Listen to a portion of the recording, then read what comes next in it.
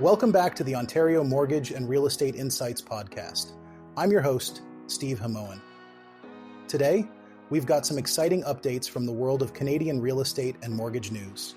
Let's dive right into the first story of the day.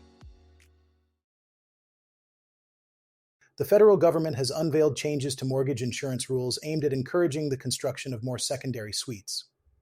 This move is part of a broader strategy to address the ongoing housing supply shortage in Canada.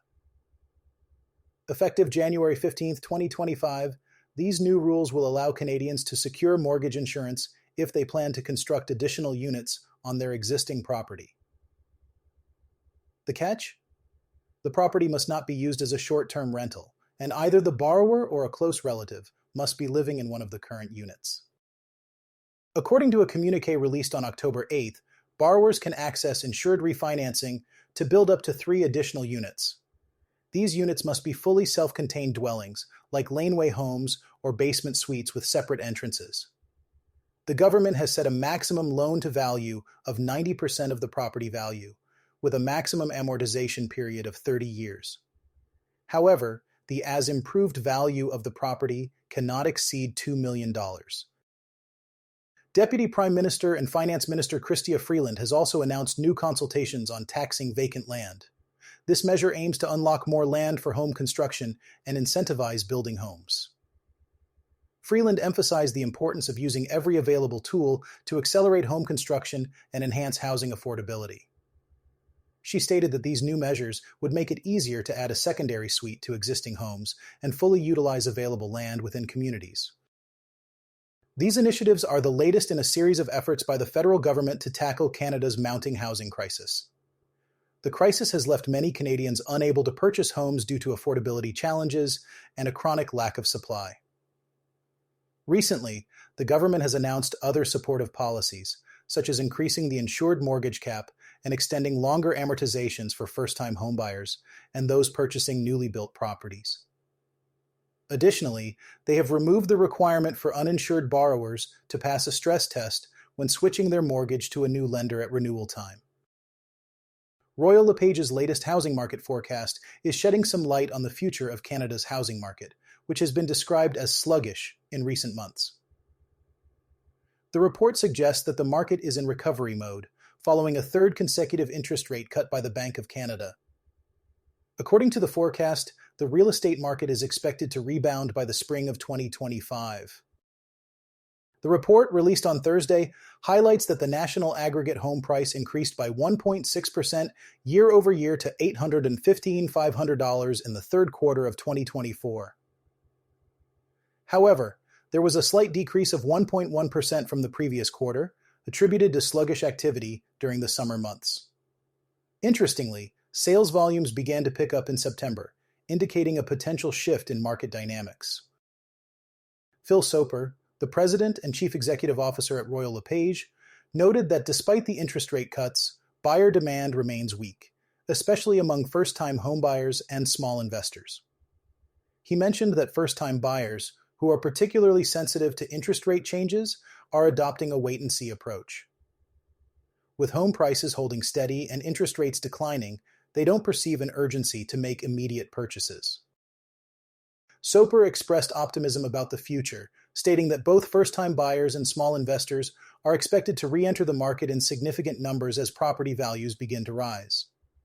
With further rate cuts anticipated from the Bank of Canada, Soper predicts that home prices will appreciate more quickly, thus eliminating the advantages of waiting for these groups. The report also highlighted that existing homeowners are ready to move, and all buyers currently have more choices and face less competition than usual. The market recovery is described as being underway, with expectations that it will continue to gain momentum into 2025. Royal LePage's National House Price Composite, which is compiled from proprietary property data across 64 of the country's largest real estate markets, supports these findings. In the third quarter of 2024, the median price of a single-family detached home increased by 2% year-over-year to $850,400, while the median price of a condominium saw a slight increase of 0.5% to $590,200. On a quarterly basis, however, both saw decreases, with single-family homes down 1.2% and condominiums down 1.1%, reflecting the sluggish summer activity. SOPR pointed to positive signs for sidelined buyers as rates drop. Confidence is growing, and buyers are anticipating rising prices, which could lead to a significant increase in market activity. He mentioned that both organic demand and demand driven by immigration set the stage for a potentially busy spring market in 2025, with activity potentially starting as early as late January or early February. The report also provided regional insights, noting that Greater Montreal experienced a 5.2% increase in the aggregate home price year over year in the third quarter of 2024. In contrast, the Greater Toronto and Vancouver markets saw more modest increases of 0.7% and 0.5% respectively. The Greater Toronto area in particular saw a year-over-year increase to $155,800, but a quarterly decrease of 2.9%. Karen Yulevsky, Chief Operating Officer at Royal LePage Real Estate Services Ltd., observed that activity in the third quarter was generally muted. The slower-than-expected spring market led to a soft start to the fall in Toronto and the Greater Toronto area, although there were signs of change by mid-September. While inventory levels rose and the average days on market were higher than usual, prices only decreased slightly in parts of the region. Yulevsky pointed out that Toronto's condo market has been experiencing unique trends, with a wave of new units hitting the market amid a near-record number of completions this year. Some investors are offloading rental units that have become too costly to maintain, resulting in softened prices. This scenario could present opportunities for first-time buyers, especially with declining borrowing rates and new 30-year amortization legislation easing monthly carrying costs. Looking ahead, as lending rates continue to ease, sales activity and prices are expected to edge upward modestly, with housing inventory being gradually consumed. Yulevsky believes that Toronto, along with much of the country, is poised for a brisk spring housing market in 2025. Royal LePage's forecast suggests that home prices nationally are expected to remain stable through the fourth quarter of 2024, with a predicted pull ahead of the spring market due to the expected easing of lending rates. The aggregate price of a home in Canada is forecasted to increase by 5.5% in the fourth quarter of 2024 compared to the same quarter last year. SOPR concluded that while the market recovery is uneven across the country, it is well underway in most markets. Although significant price appreciation may not occur in the typically slower fourth quarter, the anticipated early spring market of 2025 is expected to fulfill previous forecasts. The Bank of Canada's key lending rate currently sits at 4.25%, with the next interest rate announcement scheduled for October 23rd. Condo inventory is on the rise in most major Canadian markets, as more sellers are listing their properties in anticipation of growing demand from buyers. This insight comes from a new report by RE/MAX Canada, which examined condominium activity from January to August of this year.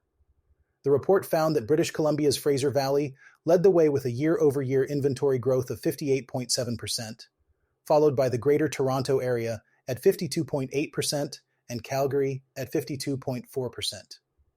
Ottawa also saw a significant increase, with a 44.5% growth in inventory from the same period last year, while Edmonton, Halifax, and Vancouver experienced more modest increases of 17.7%, 8.1%, and 7.3% respectively.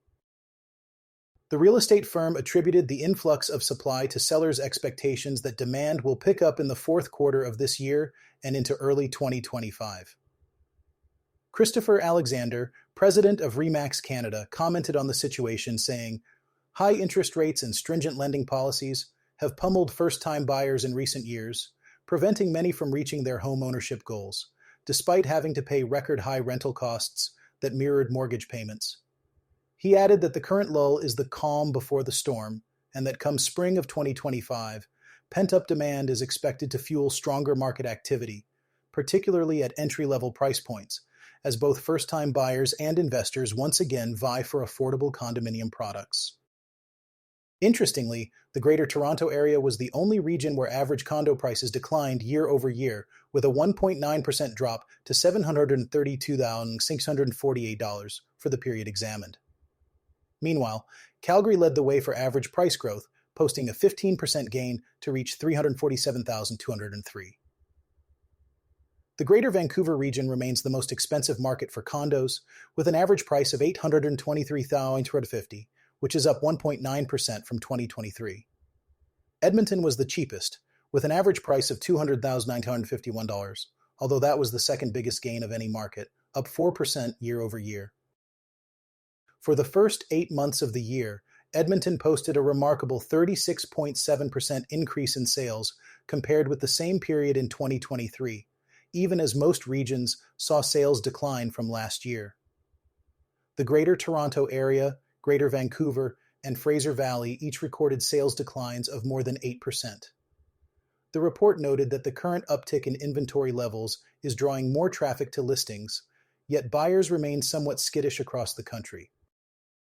According to the report, the first 2 Bank of Canada interest rate cuts did little to entice prospective homebuyers to engage in the market, given the degree of rate increases that had taken place. However, with further rate reductions expected and policy adjustments aimed at addressing affordability and easing entry into the market, activity is likely to start climbing, particularly among end users. The report also warned that Toronto, where oversupply and lagging demand have plagued the condo market, may be the last market to emerge from sluggish conditions.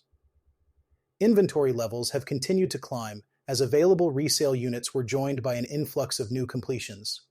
The report noted that 20,000 new condo units are planned for the Greater Toronto Area in 2025, followed by 30,000 in 2026 and 40,000 in 2027. With a 6-month supply of condominiums currently available for sale, the Greater Toronto Area market is heading into clear buyers' territory. With values at or near bottom and Bank of Canada overnight rates trending lower, the fall market may represent the perfect storm for first-time buyers.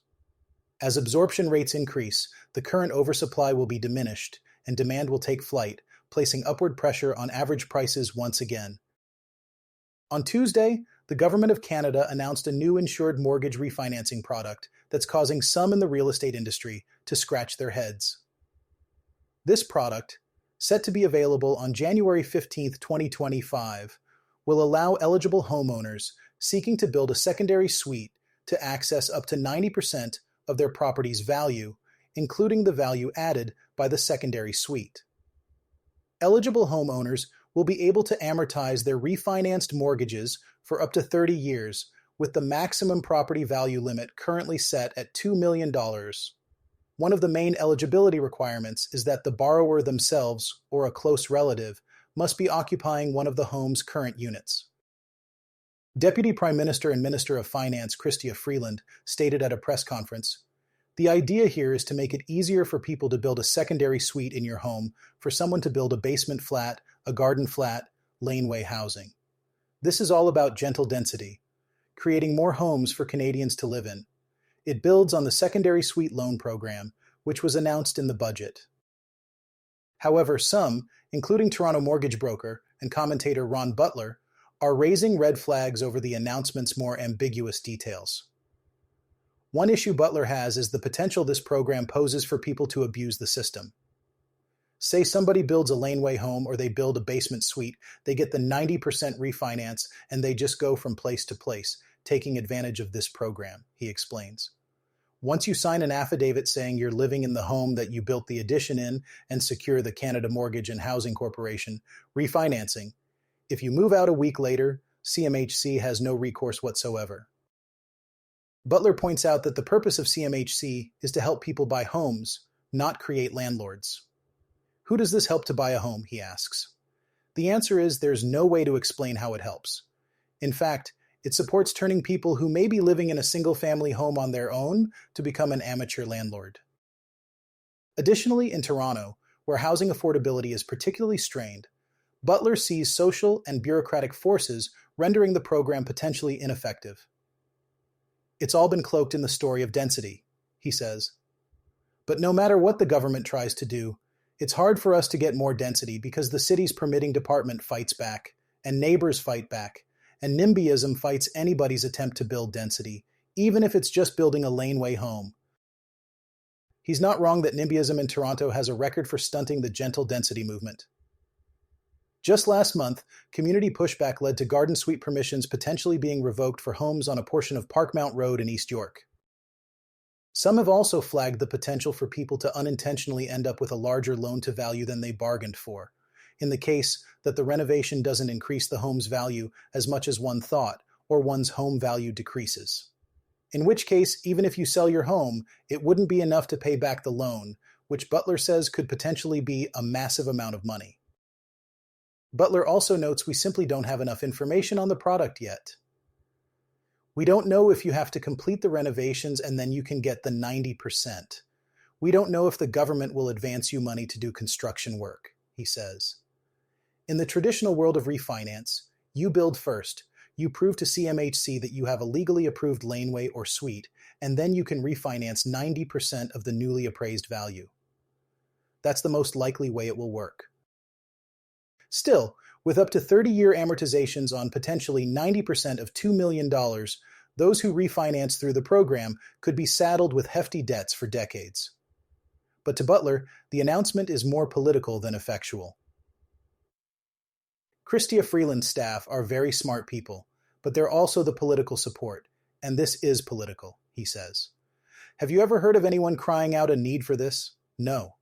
They want to present new policies that don't directly cost taxpayers. So the government has a good defense, that it's not spending any money of its own. Now, is it encouraging more borrowing? Absolutely. There's no spending here, but there is government-backed debt increased. As we wrap up today's episode, let's talk about a significant regulatory change taking effect tomorrow that will affect mortgage professionals across Canada. Starting October 11, 2024, new anti-money laundering regulations from FINTRAC are set to take hold, and they're expected to have a substantial impact on the mortgage industry nationwide.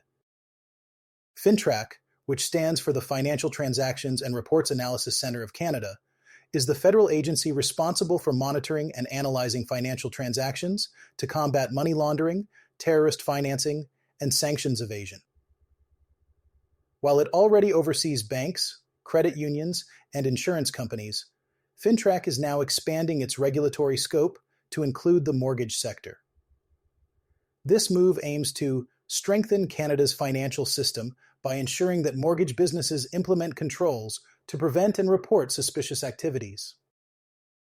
According to a statement from FINTRAC, Canada's updated assessment of inherent risks has identified unregulated mortgage lenders as highly vulnerable to money laundering and terrorist financing. Additionally, it highlights mortgage fraud as a very high risk related to money laundering. These new rules are seen as crucial in tackling these issues, but they also introduce a new regulatory burden on businesses. Lauren Vandenberg, President and CEO of Mortgage Professionals Canada, views these requirements as an important step towards building a strong and more transparent mortgage industry. However, she emphasizes the need for FINTRAC to ensure that the rules are effective in tackling money laundering and mortgage fraud without creating too much red tape for brokers in the industry. Joe Jacobs, managing partner at Mortgage Connection, has expressed concerns about the cost of compliance impacting the operations of mortgage businesses. He points out that the most significant requirements affecting mortgage transactions involve day-to-day processes such as ID verification, screening, risk analysis, and ongoing reporting. These necessitate adapting new processes, training, leveraging technology, and potentially incurring additional costs. Dave Teixeira, Executive Vice President for Operations at Dominion Lending Centers Group, notes that while these requirements might feel overwhelming, they aren't entirely new. Other industries have faced similar compliance measures for years, and it's essential to engage with FINTRAC to understand these regulations fully. Teixeira also highlights the role of technology in easing the compliance burden. Dominion Lending Centers Group has partnered with Newton Connectivity Systems to utilize their Velocity integrated mortgage system, which helps streamline compliance processes. Jeff Willis, CEO of Newton Connectivity Systems, warns against taking a relaxed attitude towards compliance, emphasizing the importance of adopting streamlined origination platforms to efficiently manage compliance and reduce potential risks. He points out that without a standardized approach, it will be challenging to maintain compliance across different operating platforms. Starting tomorrow, the mortgage sector will be subject to the Federal Proceeds of Crime, Money Laundering, and Terrorist Financing Act. This means lenders, administrators and brokers must comply with new requirements, including establishing a compliance program, verifying client identities, keeping thorough records, and reporting specific financial transactions to FinTrack. Key obligations for mortgage brokerages include setting up and maintaining a compliance program, appointing a compliance officer, and managing client identification, transaction monitoring, reporting, and record keeping. Individual brokers must follow these policies and complete any required compliance training set by their brokerage. It's crucial for mortgage professionals to be prepared for these changes, as non-compliance could result in penalties ranging from fines to potential criminal charges. The importance of these regulations cannot be understated, as they are designed to protect consumers and maintain the integrity of the industry. That concludes our episode for today. I hope you found these insights helpful and feel more informed about the latest developments in the mortgage and real estate sectors. As always, I'm Steve Hamoan, and thank you for tuning into the Ontario Mortgage and Real Estate Insights podcast. Stay informed and stay ahead. Until next time, take care.